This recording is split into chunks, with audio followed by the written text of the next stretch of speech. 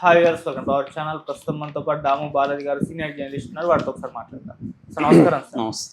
Sir Posani Krishna Murali remand report ఒకటి బయటకు వచ్చింది. అందులో సంచలన విషయాలు కూడా వెలుగులోకి వచ్చాయని చెప్పేసి కూడా చెప్తున్నారు. సో ఆయన రిమాండ్ రిపోర్ట్లో సజ్జల గురించి కూడా ఉంది, అంటే పోసాని సజ్జల్ని కూడా ఇరికిచ్చేస్తాడని చెప్పేసి కూడా మాట్లాడుతున్నారు. మరి రిమాండ్ రిపోర్ట్లో ఏముంది, సజ్జల ఇన్వాల్వ్మెంట్ ఏ రకంగా ఉంది, మీరేం చెప్తారు సార్?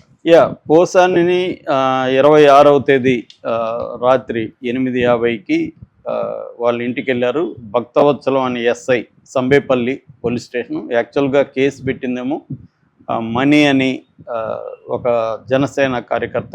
ఆయన ఓబులవారిపల్లి పోలీస్ స్టేషన్లో కేసు పెట్టాడు. కానీ వెళ్ళిందేమో భక్తవత్సలం అనే సంబేపల్లి ఎస్ఐని పంపించారు. సో 9:10కి అలాగా నైట్ పోసాన్ని తీసుకున్నారు. యాక్చువల్గా వాళ్ళు ఇచ్చిన నోటీసులేమో మరుసటి రోజు డేట్ ఉంది, 27వ తేదీ 8:45 రాత్రి ఆ టైము డేట్ వేశారు. కానీ పట్టుకుందేమో ముందు రోజు. దాని తర్వాత 15 గంటల పాటు కోర్టుకు పెట్టలేదు, రకరకాలుగా తిప్పారు. దాని తర్వాత పోలీస్ స్టేషన్కి తీసుకెళ్లారు. అక్కడ ఎస్పీ అనంతపురం ఎస్పీ విద్యాసాగర్ వచ్చి కొన్ని గంటల పాటు ఇంటరాగేట్ చేశాడు. దాని తర్వాత కోర్టుకు తీసుకెళ్లారు. కోర్టులో మన పొన్నవోళ్ళ సుధాకర్ రెడ్డితో పాటు మొత్తంగా ఒక 20 మంది అడ్వకేట్స్, అక్కడ లోకల్ లీగల్ ఇన్ఛార్జ్ నాగిరెడ్డి, ఇంకొంత మొత్తంగా 20 మంది అడ్వకేట్స్ వెళ్ళారు. అటు నుంచి కూడా పబ్లిక్ ప్రాసిక్యూటర్ని 3 దించారు. మొత్తానికి 8 గంటల సేపు కోర్టులో, తెల్లారితే 5 దాకా. ఇదొక విచిత్రమైన ఆర్గ్యుమెంట్ కేసు. సో జరిగింది. ప్రధానంగా ఏంటంటే ఆర్గ్యుమెంట్లు అంతా దేని మీద జరిగాయంటే పోసాని మీద 3 రకాల సెక్షన్ల కింద కేసు పెట్టారు. బిఎన్ఎస్ 196 ఇది వచ్చేందంటే హేట్రెడ్ని, సమాజంలో గందరగోళాన్ని క్రియేట్ చేయడానికి ట్రై చేయడాన్ని ఈ సెక్షన్ కింద వస్తుంది. అట్లాగే 353(2) అనమాట.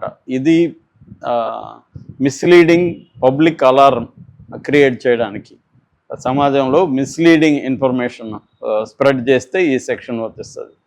ఈ 2 సెక్షన్లు ఇతనికి పెట్టే అవకాశం ఉంది. ఎందుకంటే ఇతనే కాదు, మనందరి మీద కూడా ఇవి పెట్టచ్చు. ఎవరి మీద పెట్టాలనుకున్నా పబ్లిక్ ఫిగర్స్ అందరి మీద పెట్టేయచ్చు.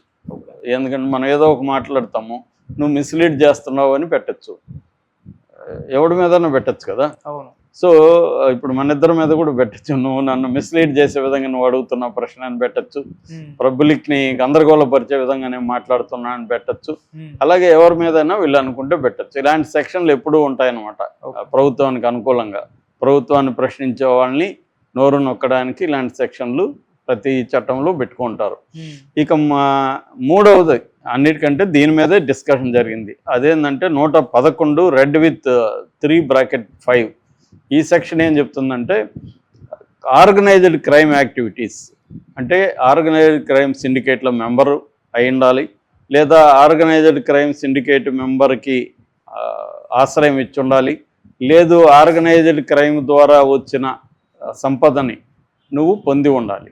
ఈ 3 రకాలు వర్తిస్తాయన్నమాట ఈ 111 సెక్షన్. అది పెట్టారు. ఈ మధ్య దేశంలో విపరీతంగా ఈ సెక్షన్ని దుర్వినియోగం చేస్తున్నారని సుప్రీంకోర్టు కూడా అంటుంది. ఇక్కడ కూడా ఆంధ్రప్రదేశ్ హైకోర్టు కూడా తెలుగుదేశం కూటమి ప్రభుత్వం విపరీతంగా ఈ సెక్షన్ని దుర్వినియోగం చేస్తున్నారని చెప్పింది అనేక సార్లు. అయినా కూడా మళ్ళీ అదే పెడుతున్నా. నిజానికి ఇతను ఏ రకమైన ఆర్గనైజ్డ్ క్రైమ్లో లేడని తెలుసు మనకి. అతను ఒక పార్టీలో ఉన్నాడు, తర్వాత అక్కడ ఛాంబర్కి ప్రెసిడెంట్గా ఉన్నాడు. దాని తర్వాత అన్నిటికీ రిజైన్ చేసేసి రాజకీయాలు విరమించుకున్న, జీవితంలో ఇంక రాజకీయాలు వెళ్ళిపోయాడు. అతను మాట్లాడింది తప్ప ఒప్పు అనేది అది వేరే చర్చ. దానికి ఈ సెక్షన్కి సంబంధం లేదు. ఈ పైన 2 సెక్షన్లు అతనికి వర్తిస్తాయి. ఎందుకంటే అతను బూతులు మాట్లాడాడు, పవన్ కళ్యాణ్కి వ్యతిరేకంగా మాట్లాడాడు. అట్లాగే నంది అవార్డులు కమ్మ వాళ్ళకి ఎక్కువ ఇచ్చారనేది ప్రధాన అభియోగం.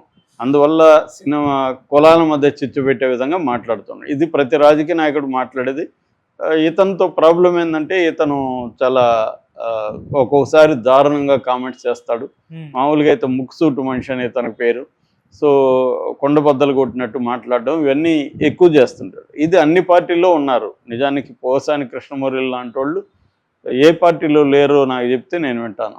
ప్రతి పార్టీలో ఉన్నారు. ఇక్కడ చూస్తున్నాం మనం ఎట్లా బూతులు తిట్టుకుంటారు తెలంగాణలో, అక్కడ అంతే.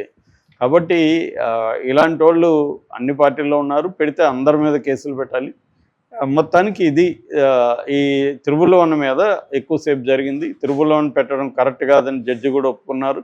అయినా కూడా జడ్జి దీనికి ఇచ్చేశారు రిమాండ్కి. నిజానికి 7 ఏళ్ళు శిక్ష 7 ఏళ్ళ కంటే తక్కువ శిక్ష పడే వాటిల్లో రిమాండ్కి ఇవ్వద్దు అనేది సుప్రీంకోర్టు ఆదేశాలు ఉన్నప్పటికీ కూడా ఇచ్చారని పొన్నవాళ్ళు మాట్లాడుతున్నాడు. అందుకని ఈ సెక్షన్ పెట్టారు. ఈ సెక్షన్ కింద మినిమం 3 ఏళ్ళు జైలు శిక్ష పడుతుంది, మ్యాక్సిమం లైఫ్ పడుతుంది. రెండోది ఇది non bailable, cognisable. Non bailable అంటే అందరికి తెలుసు, బెయిల్ రాదు. కాగ్నిజబుల్ అంటే కోర్టు వారెంట్ లేకుండా ఎవరినైనా అరెస్ట్ చేయొచ్చు, దాన్ని కాగ్నిజబుల్ అంటారు. ముందస్తు కోర్టు పర్మిషన్ అవసరం లేదు, నోటీసులు ఇవ్వాల్సిన అవసరం లేదు. మామూలుగా అయితే 41A కింద ఇంతకుముందు CRPC నోటీసులు ఇవ్వాలి. ఇప్పుడేమో BNSS భారతీయ నాగరిక సురక్షా సంహిత కింద 35 కింద నోటీసులు ఇవ్వాలి, 35(3) కింద నోటీసులు ఇవ్వాలి. అది ఇవ్వాల్సిన అవసరం లేకుండా ఈ సెక్షన్ పెట్టేస్తున్నారు. కోర్టు పర్మిషన్ లేదు, ఎప్పుడంటే అప్పుడు అరెస్ట్ చేసేయచ్చు అనమాట. అందుకని ఈ సెక్షన్ని దుర్వినియోగం చేస్తున్నారు.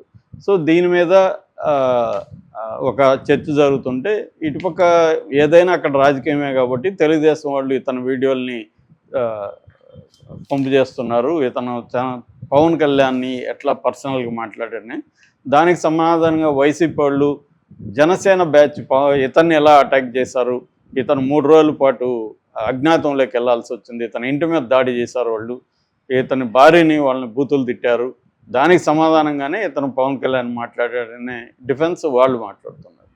నేను ఇందాక చెప్పినట్టు ప్రతి పార్టీలోనూ ఇదే జరుగుతుంది. సో ఏదేమైనా ఇప్పుడు ఏంటంటే రిమాండ్ రిపోర్ట్లో ఉంది. రిమాండ్ రిపోర్టు నిజంగా అతను చెప్పాడా మనకు తెలియదు, ఎందుకంటే కోర్టుకు పెట్టేవన్నీ కూడా అదేమి ప్రూఫ్ కాదు, రేపు తేలాలి. రేపు పోసాన్ని వచ్చి మ్యాజిస్ట్రేట్ ముందు వాంగ్మూలం ఇస్తే దాన్ని మనం ప్రామాణికంగా తీసుకోవచ్చు, కానీ రిమాండ్ రిపోర్ట్ని ప్రామాణికంగా తీసుకోలేం. రిమాండ్ రిపోర్ట్ అనేది ఏంటి, ఈ ఖైదీని రిమాండ్కి పెడుతున్నామని ఒక రిపోర్ట్ ఇస్తారు. ఆ రిపోర్ట్లో ఇప్పటి వరకు మా విచారణలో ఇది తేలింది, అతను కన్ఫెషన్ రిపోర్ట్ అంటారు. కన్ఫెషన్ రిపోర్ట్ అంటే అతను ఒప్పుకోలు పత్రం. మామూలుగా ప్రతిసారి ఎవరిని అరెస్ట్ చేసినా కోర్టుకు పెట్టే ముందు అతను కన్ఫెషన్ రాసుకుంటారు. ఆ కన్ఫెషన్ రిపోర్ట్లో ఏమి ఉందంటే, పోసాని ప్రెస్ మీట్లో నేను సోమాజిగూడ ప్రెస్ క్లబ్లో పవన్ కళ్యాణ్ని తిట్టడానికి కారణం సజ్జలనే, సజ్జల నుంచి నాకు అనుమతి వచ్చిందని రాశారు దాంట్లో. అంటే అనుమతి అంటే ఈయన అడిగాడా, ఇలా మాట్లాడచ్చు అమ్మా నేను అడిగాడా, అడిగితే అనుమతి ఇచ్చాడా? అనుమతి ఇవ్వడం వేరు, నువ్వు ఇలా మాట్లాడడం అనే ఆదేశం ఇవ్వడం వేరు. ఆయన ఆదేశం ఇచ్చినట్టు లేదు దాంట్లో, అనుమతి ఇచ్చాడని ఉంది. అనుమతి ఇచ్చాడంటే ఏంటి, నేను మాట్లాడతాను సార్ అంటే ఓకే మాట్లాడన్నాడు, అదే కదా అనుమతి ఇవ్వడం అంటే. సో అది ఒకటి. రెండవది సజ్జల భార్గవ్ ఈయన మాట్లాడిన దాన్ని వైరల్ చేశాడని చెప్తున్నాడు. అంటే ఇక్కడ మనకు అర్థమయ్యేది ఏమంటే, పోసాని ద్వారా సజ్జల ఫ్యామిలీని ఇరికిచ్చే ప్రయత్నం చేస్తున్నారు. పోసాని ఇది చెప్పాడు కాబట్టి సజ్జల మీద ఇంకొక కేసు. మనకు మామూలుగా నేను చాలాసార్లు చెప్పాను, ఢిల్లీ లిక్కర్ స్కామ్లో అక్కడ ఏంటంటే, ఢిల్లీ లిక్కర్ స్కామ్లో ఎవరి మీద ఎటువంటి మెటీరియల్ ఎవిడెన్స్ లేదు, కానీ వాంగ్మూలాలు తీసుకోవడం, పలాని వాంగ్మూలాన్ని బేస్ చేసుకొని ఇంకొక వ్యక్తిని అరెస్ట్ చేయడం. కవితను అరెస్ట్ చేయడానికి వాంగ్మూలాలు తప్ప వేరే మెటీరియల్ ఎవిడెన్స్ ఏదీ లేదు కవితకి. వాంగ్మూలాలను ఎలా చేస్తున్నారు, వాళ్ళని కొట్టడము, బెదిరించడము, వాళ్ళని భయభ్రాంతం చేసి వాళ్ళ దగ్గర వాంగ్మూలాలు తీసుకోవడం.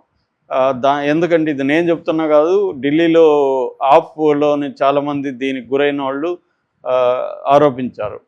సో వాళ్ళు చెప్పిందే నేను కోట్ చేస్తున్నాను. వాళ్ళు చెప్పింది ఏంటంటే, ఈడీ ఆఫీసర్లు విపరీతంగా టార్చర్ చేస్తున్నారని ఆరోపించారు. సో అలాగా వాంగ్మూలాలు తీసుకోవడం, ఆ వాంగ్మూలాలని ఇంకొక నిరికించడం, అలాగా ఈ స్కీమ్ కూడా అదే అని వైసీపీ వాళ్ళు విమర్శిస్తున్నారు. పోసాని అట్లేమి చెప్పలేదు, కానీ వీళ్ళు అలా చెప్పినట్టుగా రాసుకొని పోసాని సజ్జలను ఇరికించాడు, సజ్జల కొంపు ముంచిన పోసాని ఇలాగ టైటిల్స్ పెట్టుకొని చేస్తున్నారు అనేది వాళ్ళు ఆరోపిస్తున్నారు. ఏదేమైనా ఇవన్నీ కేసులు ఏమాత్రం నిలబడతాయనేది తెలీదు. నేను చాలాసార్లు చెప్తుంటాను, ప్రాసెస్ ఈజ్ పనిష్మెంట్ ఇండియాలో. ఎందుకంటే వెళ్ళగానే మన మ్యాజిస్ట్రేట్ కోర్టులు ఏం చేస్తుంటారంటే, పోలీసులు ఏం చెప్తే చేసేస్తుంటారు. పోలీసులు రిమాండ్కి అడిగితే వీళ్ళు రిమాండ్కి ఇచ్చేస్తుంటారు జనరల్గా. పై కోర్టులు మాత్రమే కొంత చొరవ తీసుకొని ఇది అందులో రిమాండ్కి ఇవ్వాలా లేదా అనేది తేల్చాలి. ఈ లోపల వీళ్ళు పై కోర్టుకి వెళ్ళి మధ్యలో హాలిడేస్ వస్తాయి, కొద్ది రోజులు సమ్మర్ హాలిడేస్, సమ్మర్లో ఎక్కువ అరెస్టులు చేస్తారు నాకు తెలిసి. కోర్టులు పనిచేయవు, ప్రత్యేక కోర్టులు ఉంటాయి, ప్రత్యేక బెంచ్లు ఉన్నప్పుడు వాళ్ళు సరైన నిర్ణయాలు రెగ్యులర్గా ఉన్నట్టే తీసుకోరు. కాబట్టి ఇవన్నీ దృష్టిలో పెట్టుకొని టైమింగ్ ఇంపార్టెంట్, అరెస్టులకి టైమింగ్ ఈ టైంలో చేస్తారనమాట. సో అది జరుగుతుంది ఓవరాల్గా. అంటే తెలుగుదేశం కూటమి ప్రభుత్వం కక్ష తీర్చుకోవడానికి కావచ్చు, జీవి రెడ్డి రాజీనామా విషయంలో తెలుగుదేశానికి, చంద్రబాబు, లోకేష్లకి తీవ్ర వ్యతిరేకత విత్ ఇన్ ద పార్టీ వచ్చింది. దాన్ని డైవర్ట్ చేయడానికే పోసాని చేస్తున్నారనేది ప్రధాన ఆరోపణ. ఏదేమైనా నెక్స్ట్ సజ్జల టార్గెట్ చేయబోతున్నట్టుగా